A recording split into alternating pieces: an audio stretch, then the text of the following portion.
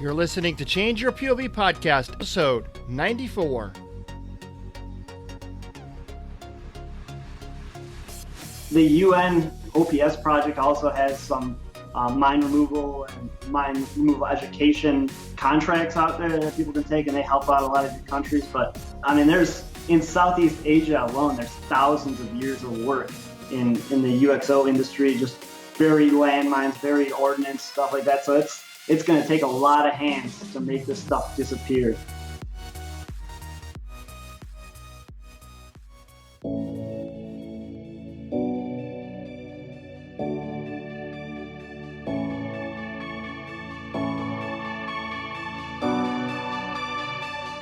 Welcome to Change Your POV Podcast, helping you navigate transitions in your life, like entering and exiting college or the military, changing jobs or careers, and providing you with the coaching and mentorship needed to help you advance in your personal or professional life.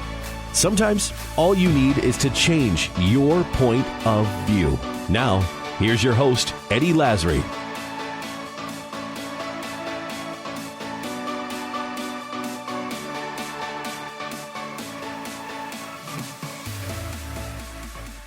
All right, folks, welcome to Change Your POV Podcast. I am your host, Eddie Lazary, and I am on the phone with none other than Chris Buege from Make Safe International. And this is an exciting company that I had the privilege of learning about very recently.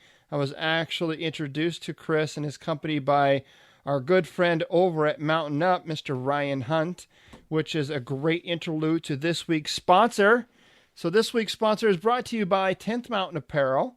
We all affectionately call them a Mountain Up.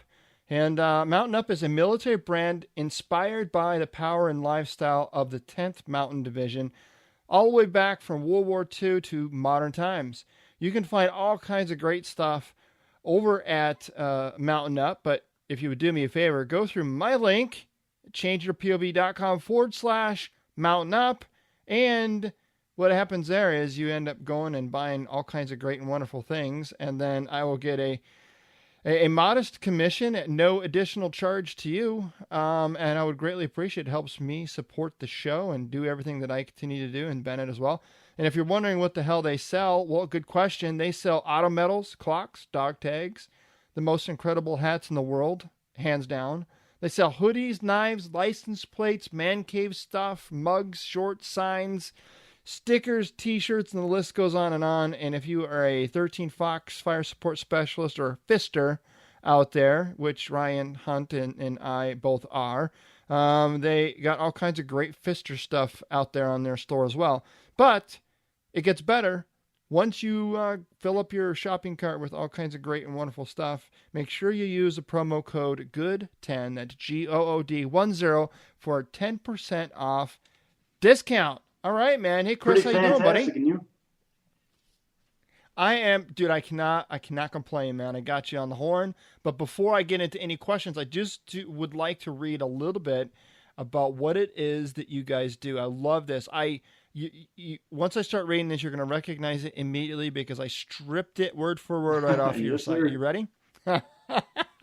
Make Safe International was co-founded in March of 2015 by service-disabled United States Marine Corps veteran and Air Force explosive ordnance disposal technician unable to accomplish the goals they had hoped to achieve in the military. They decided to set out and carve their own path. That's awesome. After many years spent hearing stories of children being killed or maimed by unexploded ordnances in Africa and recent reports of brutality and genocide perpetrated by the Islamic State of Iraq and Syria, also known as ISIS, they realized they were finally in a position that would allow them to do something about it. They began planning a mission to provide medical and explosive ordnance disposal, or EOD, services to good people and governments around the world who would otherwise have difficulty affording such services from existing companies.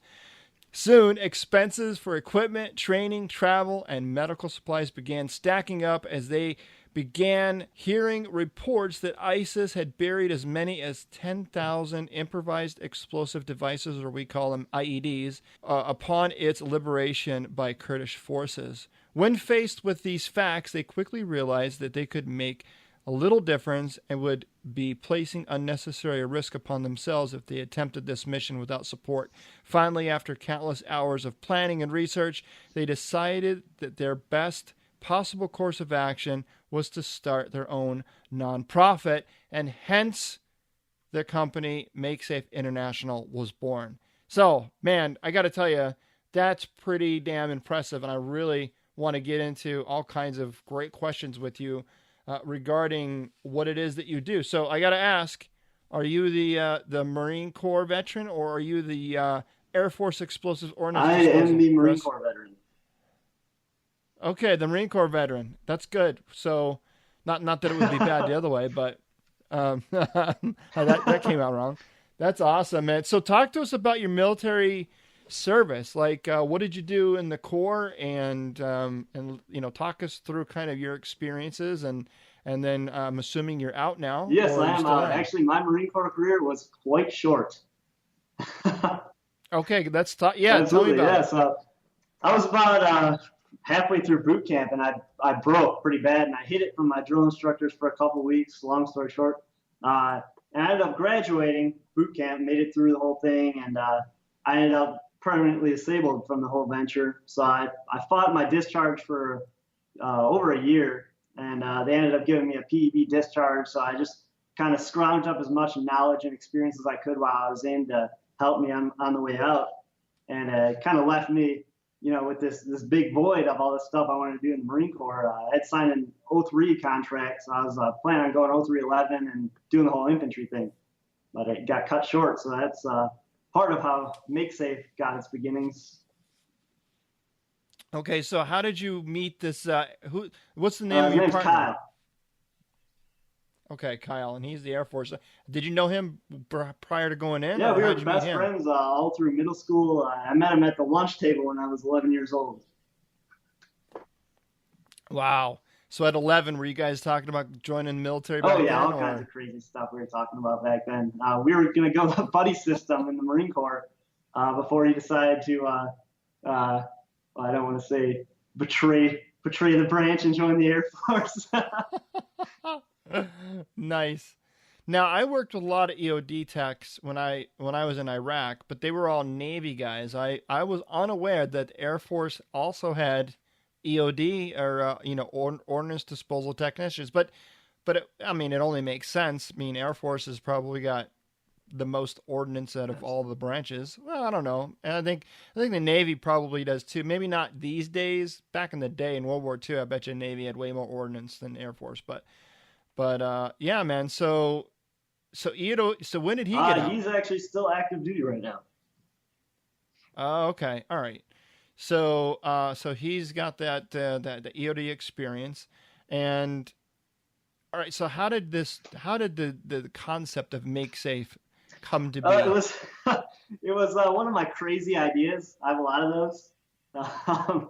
So originally, I was going to college for software engineering, just trying to start out the normal civilian life, and I was like, man, I'm done with this. I'm not sitting at a desk for my whole life. I need to change it up somehow. And so I set aside my cushy software engineering job, and I started looking into going and volunteering with the Kurds over in Iraq at the time.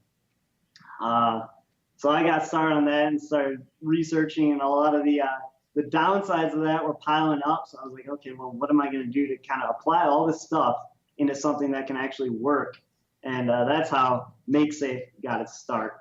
So did it just start out as you guys just trying to figure out where you could go? And so talk to me about, now how are you drumming up business, I guess, right? Because it's not like you're trying to sell something on Amazon. I mean, the business and the service that you're selling is, going to foreign countries and digging up bombs. I mean, not everybody gets to do that, right? Or would want to. So yeah, how do you go about finding business? You mean finding clients or for countries to work in, or people to donate? Yeah, exactly. Yeah. Start with the countries, or how do you know where you go, or how to, So I'm a country, and I am interested in getting rid of some some bad stuff. I guess the first question is, what would be my first recourse or avenue that I would try to go down prior to contacting you? Oh, well, there's a lot of UXO companies out there, and they often charge a lot of money. The UN OPS project also has some mine removal and mine removal education contracts out there that people can take, and they help out a lot of the countries. But I mean, in Southeast Asia alone, there's thousands of years of work in the UXO industry, just buried landmines, buried ordnance, stuff like that. So it's going to take a lot of hands to make this stuff disappear, and it moves around with every rainstorm, and it's a pretty terrible concept. So these countries are looking for all the help they can get, pretty much, and so some of the normal channels don't always work out for them. Yeah, so for the listeners out there, UXO stands for unexploded ordnance. And describe for us, Chris, if you would, kind of what an unexploded ordnance is, and what types are there? What are the different things you could come across? Yeah, obviously I'm not the explosives expert in the group, but unexploded ordnance can be a lot of things. It can be anything from artillery shells to huge bombs like Mark 82s, just the big bombs we drop out of planes. It can be landmines, pretty much anything explosive that's buried under the ground, and it stays buried and stays dangerous for hundreds and hundreds of years, and it doesn't get any less dangerous. So pretty much every war that's fought leaves behind unexploded ordnance, and somebody's got to scoop that up, or else somebody's going to step on it or dig it up when they shouldn't, and it's going to go off. And I know firsthand that it's hard to be in America and imagine an environment that's littered with unexploded ordnances. Because I honestly, so here's my experience. Well, I've had a lot of experience in Iraq with IEDs and UXOs and things of that sort. But when I first got there, I was completely oblivious to the problem of UXOs, and we were, and it was pretty early on in our deployment, and we come across this. It was an artillery shell. It didn't have any wires. It wasn't hooked up to a power source or a charge or anything like that. So it wasn't an IED. It was just a discarded artillery round. And we got all excited, and we called it up, and we got EOD, eventually came out there and kind of, and we were like expecting, I don't know what we were expecting, like, medals. We were heroes. Like, we found this one like unexploded ordnance, right? But that was like the first time we've ever seen anything like that, and we had no idea. And then after a while, as days and weeks and months grew on, we literally would find fields. We're talking, when I say fields, we're talking, 8, 9, 10 acres full of just hundreds of thousands of this stuff, and it's everywhere. And it's to the point where you call up EOD and they're like, "Yeah, we already know that's there." I mean, there's nothing they can do to go in and clean that up. It would take them, like you're talking, years to collect it all, to stack it, to prime it, charge it, and blow it in place. And we just didn't have the resources for that. We really focused our resources on live. Not saying UXOs aren't live, but I'm talking like live IEDs, so actual bombs that have been converted into improvised explosive devices that are rigged to detonate on coalition forces. So that's what we focused our attention on. But literally, we'd walk in, sometimes we'd go into buildings and there would be just hundreds of mortar rounds stacked up against the wall, or hand grenades, or rockets, or RPGs. I mean, you name it. If it goes boom, man, it's out there by just an ungodly amount. And so you're right. This was just in Iraq. I was just in one country. We're talking, there's hundreds of countries around the world that are like this. Is that your experience as well? Oh yeah. Well, I mean, UXO is everywhere. You hear about these bombs being dug up in London from World War II. I mean, it's London, for God's sakes. It's a city, and they're still finding this stuff in there from bombs dropped by German planes and British planes. So it's everywhere. Like, there is not a single country that, even the United States, we still have stuff from the Civil War that's around. So it's everywhere. There's countless countless unexploded ordnance throughout the planet here. So these countries, they get a hold of these UXO companies, and what are some of the gating factors? I mean, obviously, if they're coming to you after they've exhausted those resources, what are some of the gating factors that are preventing them from using these other UXO companies? Is it just cost? Oh yeah, money's a big one. It's very expensive, and a lot of them are using these companies, but just the sheer volume, they can't, like a single company can't keep up with it. So, if you offer free help, people are going to take it. That's just how it is, especially in that industry. I mean, everybody wants to make their people safer, and it's starting to come along. There's a couple countries that are starting to declare all their reported UXO is eliminated. So we're starting to make headway in the industry, but there's still a lot of work, and they need all the help they can get. So it's not hard to find opportunities. Yeah, so you're operating a nonprofit. So does that mean you're offering these services to these countries free of charge? Absolutely. Yes, we are. And so how does, obviously it's not free to fly over there, and I'm sure you require a lot of high-tech equipment. I can imagine that bomb suit alone is few $1,000s, Oh, right? yeah. Yeah. So, and I'm sure you got like, I don't know, equipment, vehicles, robots. What type of equipment do you have?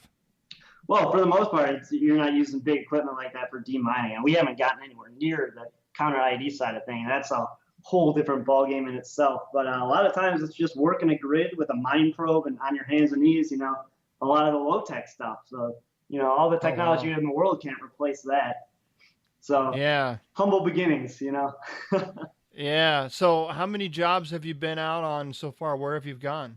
Oh, we haven't yet. We haven't gone out on a UXO or a landmine removal job yet. We're working on our first project right now, going out to Tanzania and helping them with their community paramedicine side of things. So teaching the rural African people how to practice EMS within their communities, which is emergency medical services, and using the resources they have available to treat the sick and injured. And then we're working our way towards South Sudan, Uganda, those areas. So you're more of the medical expert of the team, I am assuming. Yes, sir. That would be correct. All right. So talk to us about that then, as well as unexploded ordnance disposal removal services that you guys are offering. Where did the need, or where did you see the pairing for the need for these medical services to come about? Yeah, well, realistically, in any situation where there's UXO, there's going to be the chance of a post-blast incident where you have to treat casualties. So they really do, unfortunately, connect hand in hand. So we can educate and remove the UXO and educate the people on how to remove them. But in a situation where one of these devices does go off and, cripples somebody has to treat them. So that's where that side of things comes in for that. Yeah, so I think so. For keeping it real, Kyle's like, dude, I'm not doing this unless you can throw a tourniquet on me. So, right? Absolutely. Right? I know how that goes. Yeah, man. So that's really cool. So is it what type of class? Is it classwork? Is it hands-on? Like, what type of training are you giving these folks? Well, right now it is purely hands-on education. Yeah. So the big thing we wanted to avoid is we didn't want to go into a country and just provide aid, because aid breeds dependence, and that's not what the precedent we wanted to set. So we want to make these villages and these countries self-sufficient in their medical practices. So we stick to teaching them. So, it's the whole teach a man to fish, he eats for a lifetime kind of thing. So that's really what we offer for that. And if there is an incident, we'll walk them through it, but they're going to be doing the work. Right. Yeah. So what you're teaching is more on the trauma side versus the illness side, correct? Not necessarily.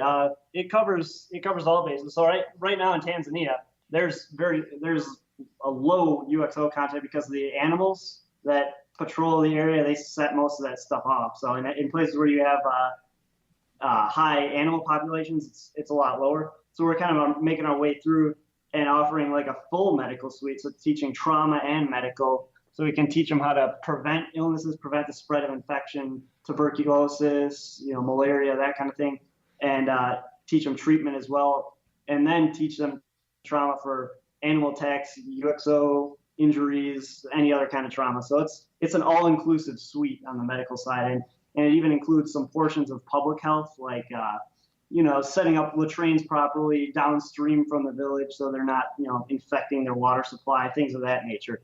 And it sounds silly to us, right? Because I mean that's just like a no-brainer, right? Absolutely. But when you're living in that environment for your entire life, and perhaps you don't know any better, it's hard sometimes to.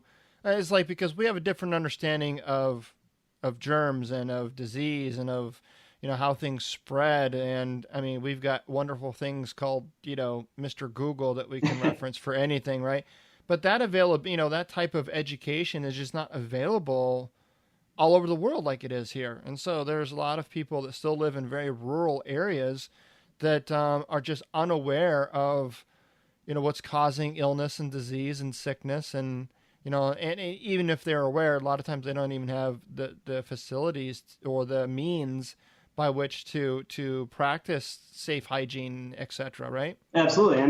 And even in America, if you think about it, if some of the people living here didn't have plumbing and all of these things available to them, like how many of them would know, how to dig a latrine and properly, mitigate the disease factors? And even so, we have a lot of education available to us. Like for me, when I was going for my EMT, I just walked down the street, enrolled into college, used my GI Bill, and boom, I was an EMT and I had all that training. But that kind of thing isn't available to the people that we're providing services to. So that's where we come in.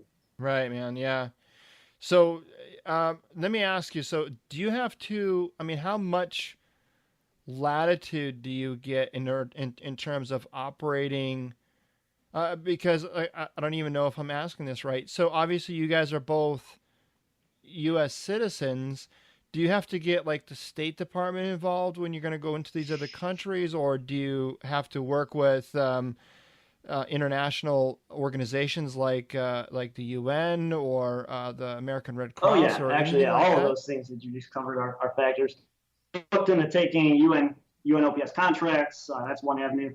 You have to get permission from the country to do your work, so you can't just wander in and just start treating people, because they're going to be like, they're going to want to know what you're doing, because there's some shady people that have come in on the theory that they're going to help them out, and then they cause all sorts of damage. So yeah, you have to get permission from the government. We've discussed some things with the State Department before. When I first started, I gave a call to the Department of State office in Baghdad. So that was an interesting evening.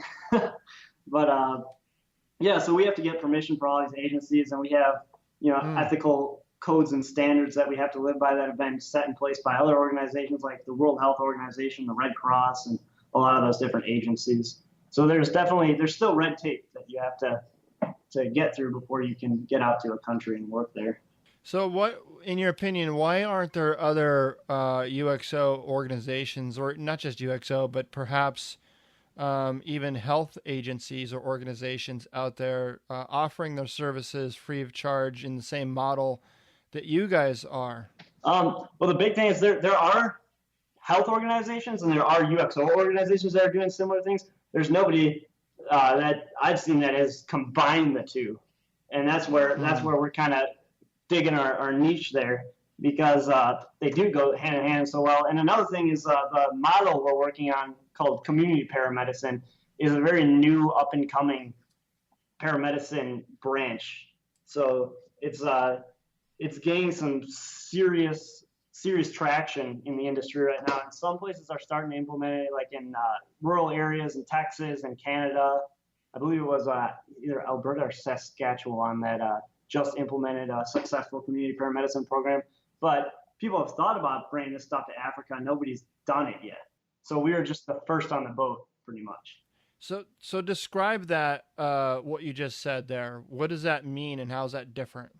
Essentially, community paramedicine differs from, like you and I, we call an ambulance, and the ambulance comes, it picks us up, and it takes us to a nice, fancy hospital, just down the street. But in places where the closest hospital is 40 or more minutes down the road, sometimes it's expensive to transport individuals, and sometimes it's just not the practical thing to do. Or, if they're bleeding out, you're going to have to do some treatment on scene. So that's where community paramedicine comes in. It's kind of like the doctors of old with the house call. And that's pretty much, they're trained paramedics to a higher competency to actually stay, we call it stay and play, to treat the patient and to actually provide services in the patient's home. So the model wasn't designed for Africa initially, but it works perfectly in that setting because it is the same thing. We just don't have the option of a medical treatment facility anywhere near the villages we're working in. Sometimes it's like a 4-day walk for these people. So we just have to maximize on that stay and play factor and treat them or teach them how to treat in their communities without just transferring to a medical treatment facility. Yeah, it sounds very similar to like volunteer firefighters, right? Absolutely, yes. And they're a big part of the people that are practicing community paramedicine right now.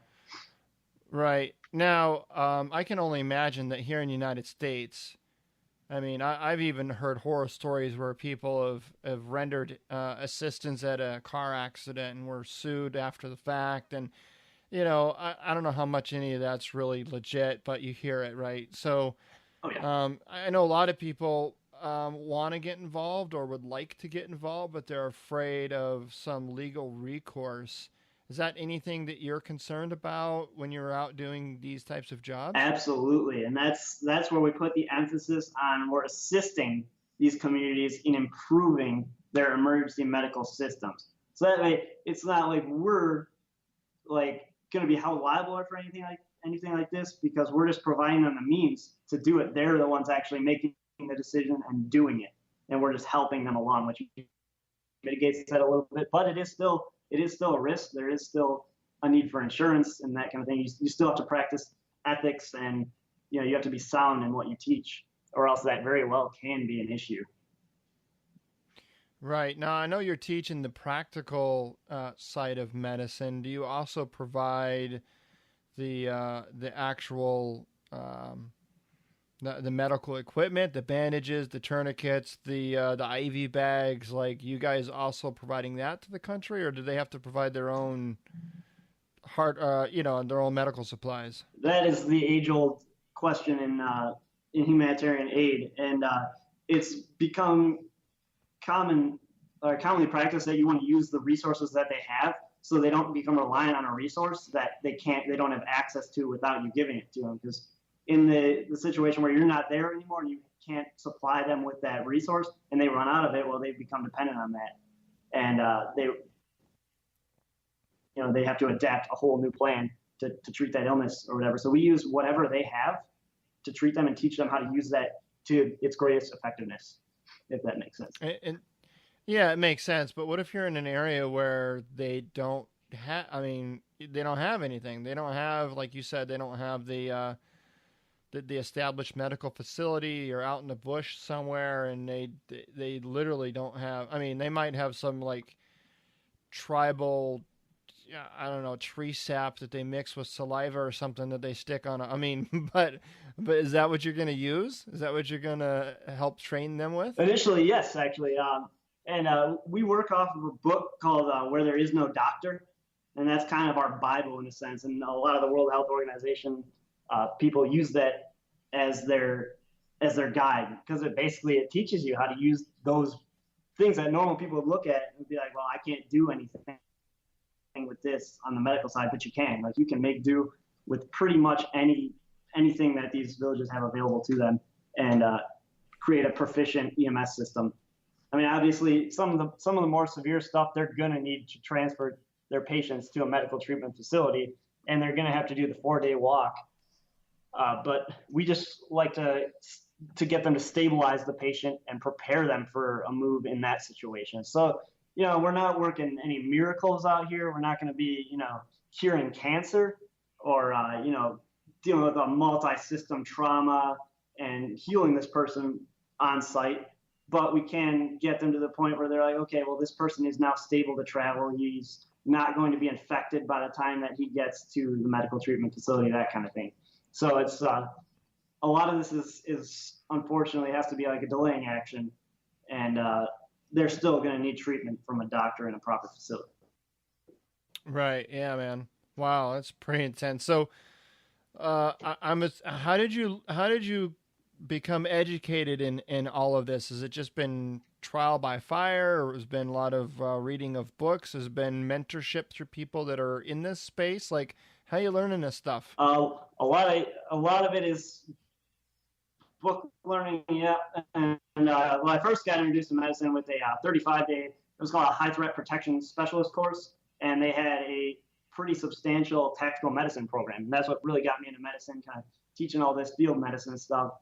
That's what kind of started my passion for this. And then I went for my EMT, and I just started focusing on this specific thing of rural medicine and working with limited resources. And when you just focus on that, it all comes in pretty quickly, because there's not, it's not that complicated. It's just a matter of finding the knowledge and learning it.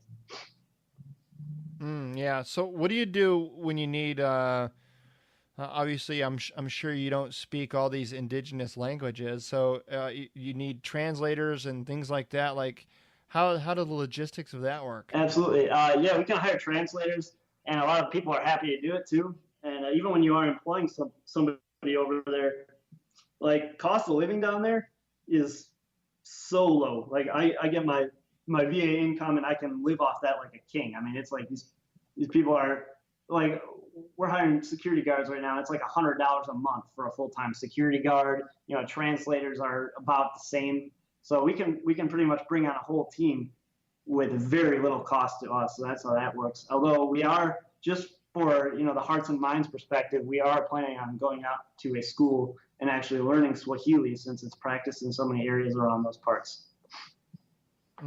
Yeah, that's cool. So yeah, you brought up a good point about security. Do you, it sounds to me like are you relying primarily on local security, or do you bring any security from the States with you? That's the tough one to figure out.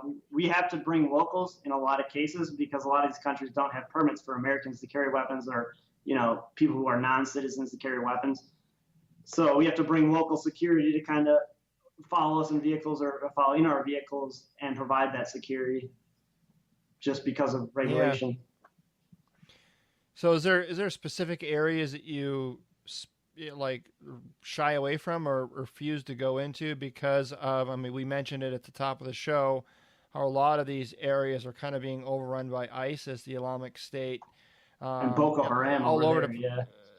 Yeah, so is there places where you're just like, nope, sorry, but we're not going there, or how do you pick where you go and where you don't? I mean, I don't want to say there's places that I'm like, nope, I'm not going there, because if I have the resources, the logistics worked out, and the team able to handle the challenges, I will go there. Absolutely. I'll work anywhere if it's reasonable. Obviously, I'm not going to go to Iraq with 4 or 5 guys and be like, all right, guys, let's go clear IEDs out of this entire country. But, if I had a team of, 50, 60, 100 people that I could do that to a level of competence, I would absolutely go to those areas. It's just a matter of planning and realism. Right. Yeah, man. So this is a pretty new company. Are there any other, you said there's no other companies out there that you're aware of that are running that same nonprofit model that are combining the unexploded ordnance clearing along with the medical education. Is that correct? That is correct. That's awesome, dude. That's pretty cool. So where do you see, make safe in, let's say, 5 years? What's your, if money wasn't an issue and all of the red tape has been kind of cleared away from you, like where do you see make safe in, say, 5 to 10 years? Oh, that's a good question. Well, the big thing is it's kind of a 3-pronged system. So right now what we're doing is the very first and basic step of training EMS professionals in these countries. And then we want to train them to the instructor level as well, so they can go teach EMS to more people, and it kind of becomes self-sustaining at that point. And then we branch out to our second program, which is, sending these guys to get better educations, even to the physician level, so they can start spraying that and just improve this whole system. And then eventually the medical treatment facilities will start popping up, and it'll be a whole mobile system where they can all interconnect their resources. So we set up a system in one village, and then we put them in contact with another village, and we just keep doing that, and eventually we build this web. And we have a system for that as well with another nonprofit called Trek Medics International. They set up what they call a beacon system. So it works on, it's like a 911 system, but a lot cheaper. It basically works through the cell towers. And when somebody calls, the number, so we'll have providers in each village that have a phone, because pretty much all these places, they do have phones and cell connectivity. They call the number, and then the nearest person available that can help that person gets dispatched to that location. So if we can connect all these places on that network, they can all work together to really strengthen and build a fully functioning EMS system. And then after that, the treatment facilities can be placed strategically through those areas, so they're less reliant on too many resources. So that's where we see ourselves in about 5 years. And then once we start moving over to the west into South Sudan, those kind of areas, then we'll start incorporating the UXO, but still doing the same thing in all those places too, and just improving both aspects then. So just kind of adding blocks to the Lego piece or the puzzle, however you want to say that. Yeah. So, what's your guys' position on national disasters? I know when I was in Iraq, they had that huge tsunami in Sri Lanka, and we've recently got all kinds of tidal wave and other hurricane type activity and in a lot of different places right now. We've got you've got massive flooding, you got landslides. I mean, you've got a lot of natural disasters that are taking out a large number of people. Do you guys see your company Make Safe going in and serving in the capacity of disaster relief? Absolutely. And I think every nonprofit, really anybody that has the resources available to do that, has a responsibility to help out with disaster relief. But it's just a matter of getting to the point where you are able to put out a large enough team that's well supplied enough that you're not more of a hindrance than an aid organization, because that happens a lot too. You have a lot of these organizations that are underprepared for that. So that's going to be something we have to really focus on, developing a program for when disasters strike to assist with the other organizations that are in the area. So that is definitely something that we have been working on. Yeah, man, that sounds like quite the undertaking, because you're right. You have to make, it's not whether you want to or not. It's inevitable. You have to, if you're going to go into a disaster area like that, you've got to make all kinds of coordinations with adjacent units of both government and non-governmental organizations on site. You know what I mean? Oh yeah, because these people, they go in without any communication, without the right supplies, and then they get caught up in this, and they can become victims in the same disaster that they're trying to help. So communication and systems need to be in place, and that's really what we have to work on before we get to that point. Yeah. Wow. So, where does funding come from now, and where do you see funding coming from in the future? Individual donations are a big one for us right now. Once we start getting more experience in country and start putting out these services, then we're going to be eligible for grants, UN OPS contracts, things of that nature. So there's a lot of opportunities for fundraising, but right now, just individual donations are keeping us afloat pretty much. And it's, I'm not going to lie, it hasn't always been easy to get funding, but we've made our way through, and we just got the vehicle that we need to get over there and do this, which was the big asset that we were hoping to be able to afford. So now we're good to go, and then we'll start providing these services, because it doesn't take that much money to get this stuff in place if you're not actually providing direct patient care. That's where the money comes in. So yeah, it was just a small amount we needed. We got that through individual donations and things like that. So that's really the big thing that we're working off of right now.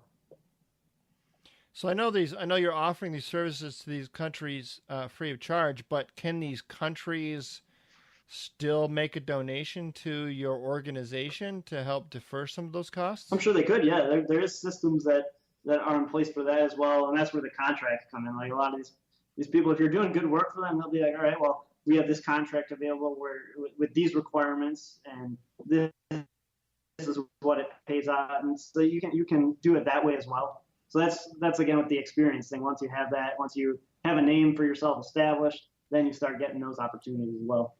Right. Yeah. Start small and then snowballs from there. Right. Exactly, Yeah. baby steps. Yeah. You gotta get in there, get the first job, build a rapport, get some good pictures. You know what I mean, of the work that you're doing.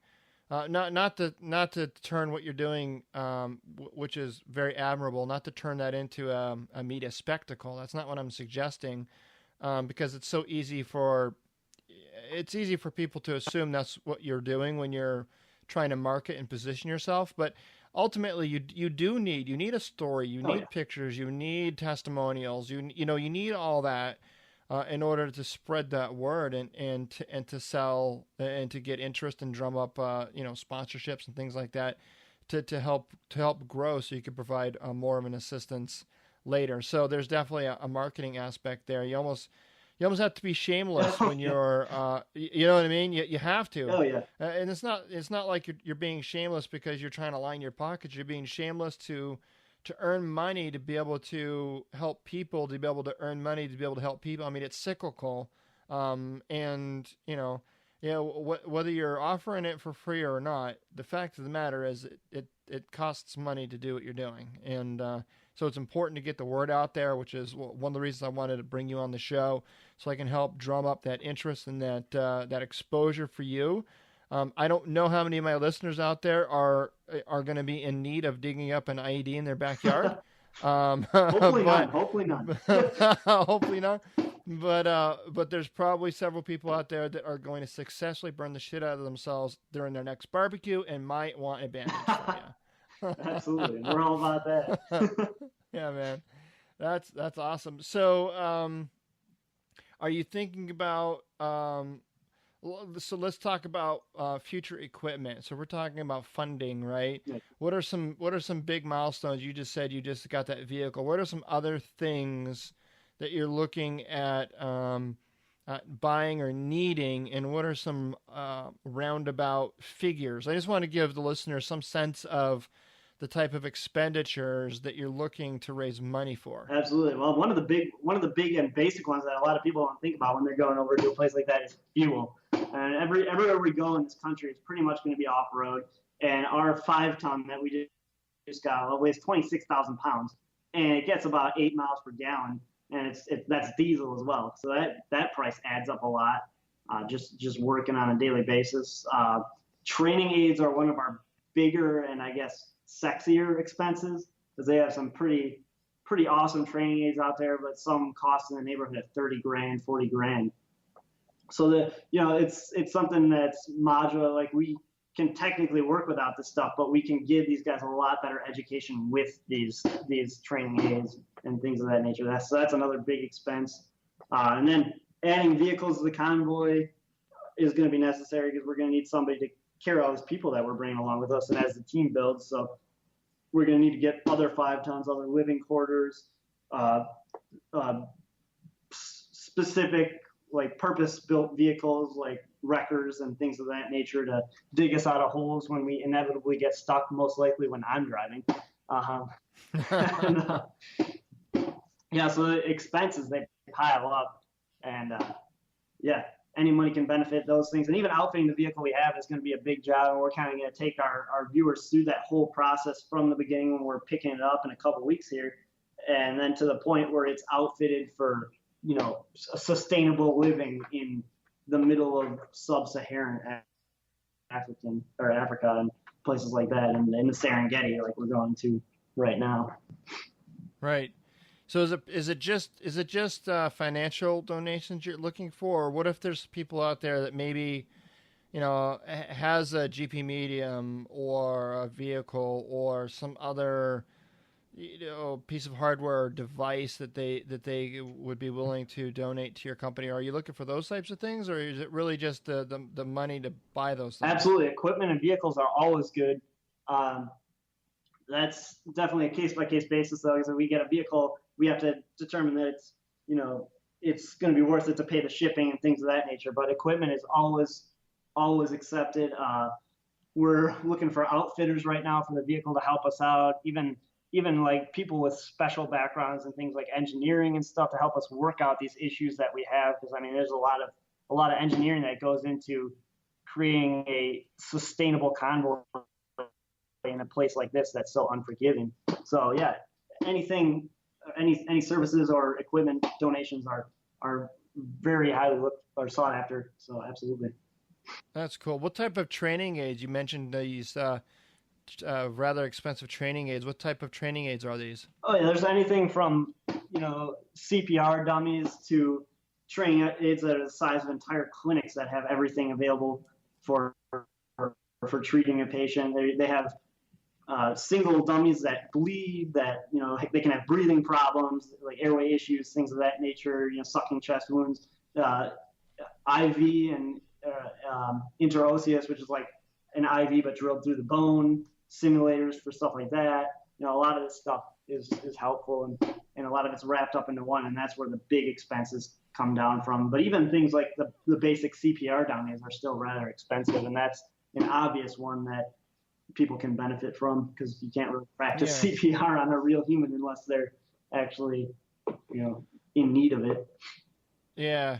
So I don't know. Have you ever heard of that podcast, Cigars and Sea Stories? I have, yeah. I heard about that in the interview with Ryan on 26th. Yeah.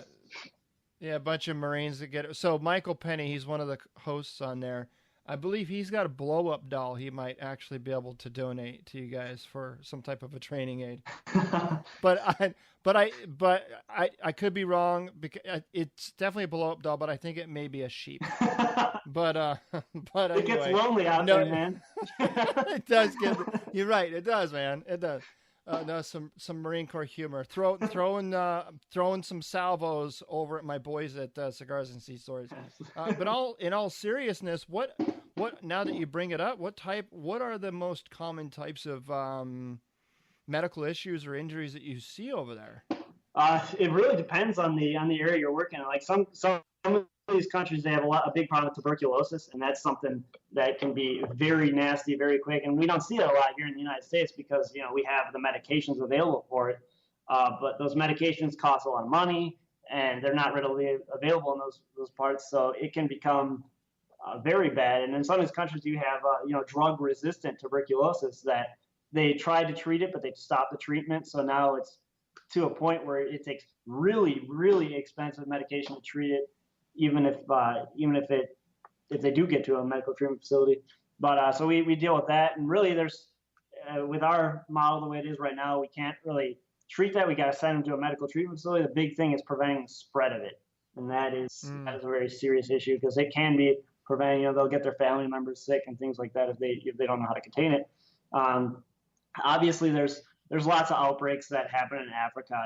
We just watched the whole Ebola thing go down. We watched Zika, all these different outbreaks, and they all share similar symptoms at the beginning, and they're all prevented in a similar fashion. So really, just like teaching basic hand washing, teaching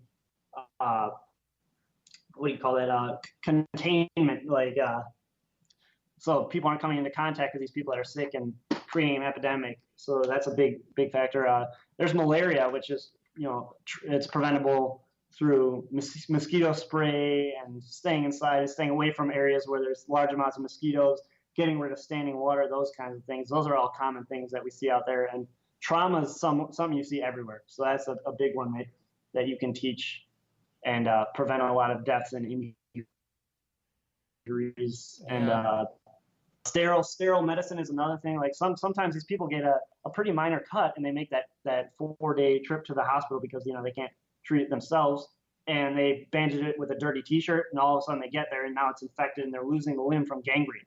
So that's something we can teach them to, cleanse the wound, properly bandage it, even suturing, because that doesn't take a lot of money. And there's proper and improper ways to suture a wound as well. It's not just covering up the top for a deep wound. You have to put a suture inside and that kind of thing, or else you create a pocket for infection. So that's a lot of the stuff that we encounter, or we will be encountering military. Wow, man. So, that's intense. What type of preventative measures do you guys take in the way of vaccinations and everything to get prepared to go? Because I know when we're in the military, we got a whole onslaught of shots and vaccinations. At least I did before I went to Iraq. You guys doing the same thing before you go? Absolutely. Or in each country that you go out to, they have a specific list of vaccinations that's available on organization websites. Like a lot of the travel websites even tell you what kind of vaccinations you need. And so that information is all really readily accessible with Captain Google. So yeah, so we have to get different vaccinations for going to different places, but absolutely. And preventing the spread of infection in our own people is a paramount thing too, because, we don't want employees getting sick if they're working with these patients on a daily basis. We have to have take the proper precautions and not get lazy with that sort of thing, because, even we can be part of the problem at that point. So that is definitely important. Right. Yeah, man. Wow. Holy cow. So through your endeavors thus far, looking back on it, and hindsight's always 2020. What have been some of the things that that you perhaps maybe now you didn't know then that were the most difficult things to overcome as you started this business? Oh, well, we thought people were just going to be throwing their money at us. Thought it would be a grand old time, but it's not. It's there's a lot of work. Like you were saying, you got to really market yourself, and you got to explain to people why they should give you their money, because a lot of people, when they toss a 20-year-old kid who looked like he didn't know what he was doing. So getting past that barrier was very difficult, and getting better at explaining things to people and marketing myself was one of the biggest challenges we had. Another thing was just getting into the industry. Like we were trying at the beginning, like you had read our biography, and that's from one of the first weeks that Makes It really came into existence. We thought, okay, we'll go to Iraq, we'll bring over a couple trucks, and we'll do counter IED. But it didn't work that way, because there's everything in the counter IED realm is classified. It's all very, you have to be discreet about how you do things. So we can't just go over there, walk down an IED, and take care of that. It doesn't work that way. So there's been a lot of hurdles in that as well, and trying to figure out a way into that. So definitely no shortage of challenges in this business. Yeah, man, that's for sure. So if there was one thing you could have done differently, what would it have been? Honestly, we were talking about this pretty much all week as we were moving into Ryan's office at Mountain Up.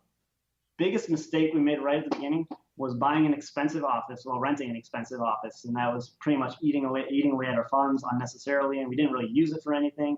So that's probably the biggest thing that I would take back right now, because we would have a lot more money if it wasn't for that mistake.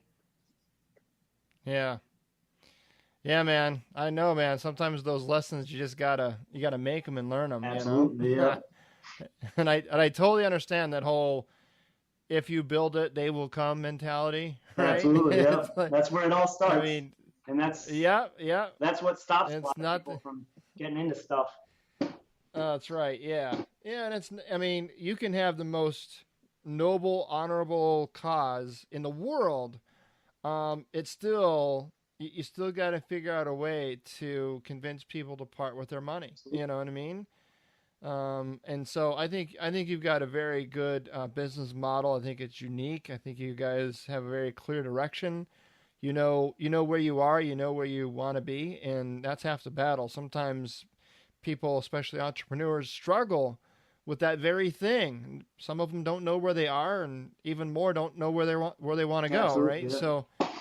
So that's cool, man. I look forward to this. Is really cool to get you on the show really early on in your business venture, because I would really like to get you and or Kyle back on here again later down the road. Maybe even while you're in country, if you have some connectivity over there, we can connect and do an update interview while you're in country, and you can talk about what's going on over there, what you're doing, if you can talk about it. Absolutely. Or if that doesn't work, then when you come back from a gig, then we can hit me up. Here's the thing, man. Now that we've done a show together, you are now permanently in my network forever, whether you like it or not. I'm honored. So yeah, man. Well, I got like a gazillion more questions. This stuff just fascinates the hell out of me. But we've run out of time. So I just wanted to thank you from the bottom of my heart, man, for taking time out of your schedule. I know you've got to be just absolutely busy, but thanks for coming on the show, sharing your story, sharing with me and all of the listeners everything about Make Safe International. And we really want to do everything we can to support you, and anybody that has any questions out there and want to maybe connect with you, how's the best way they can reach you or get a hold of you? Our Facebook page we always answer questions on there, and that's as simple as just going on to Facebook and typing in Make Safe International.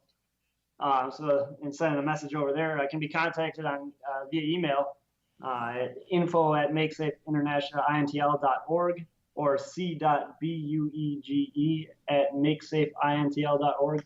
So all those are great places to contact me. And if anybody has any questions, I'd be happy to answer them, or just swap stories. I'm always up for that as well. And and you got a website there at makesafe.org. It's makesafeintl.org. Oh, that's right, makesafeintl.org. Okay, and just so everybody knows, all of the links to everything that we just talked about will be in the show notes page of this episode as well. And you also have a really cool Make Safe patch you guys have made over there at Mountain Up, I noticed. Yep. They're going to be coming in soon. We're just waiting on the shipping to work out, and then we'll have those available on the store, and you can put them right on your Mountain Up hat that's available on our website as well. Hell yeah, man. Let me know when they're available. I'm going to get one of those patches so I can wear it on my hat. Sounds good. We'll do that. Actually, we'll send one to you for free. Why not? Awesome, man. Appreciate it. Well, cool, Chris. Thanks very much for coming on the show and being part of the Change Your POV podcast community. We look forward to any updates and feedback that you have with regard to your company and all of the great things that you got going on. Anything you want to share with us in terms of pictures or anything, just feed it over to us, and we'll kick out updates on our Facebook page and on the website as well. If you can, folks out there, you can listen that are listening to this. You can find all the show notes for this episode by heading over to changeyourpov.com/episode 94. Never miss an episode. Hit subscribe on your podcast player of choice.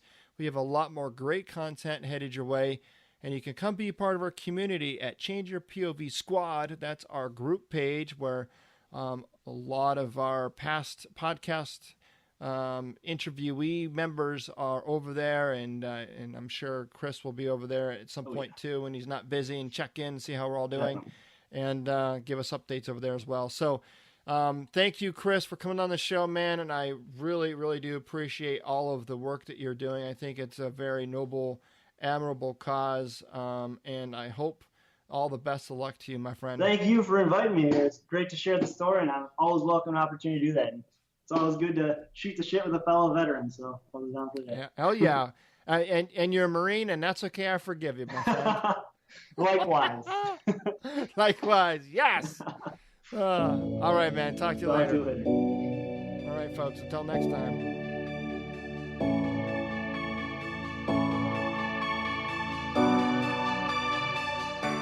Thanks for listening to Change Your POV podcast with Eddie Lazary. Check out more content by going to changeyourpov.com. And remember, your ability and willingness to change your point of view will open doors of opportunity.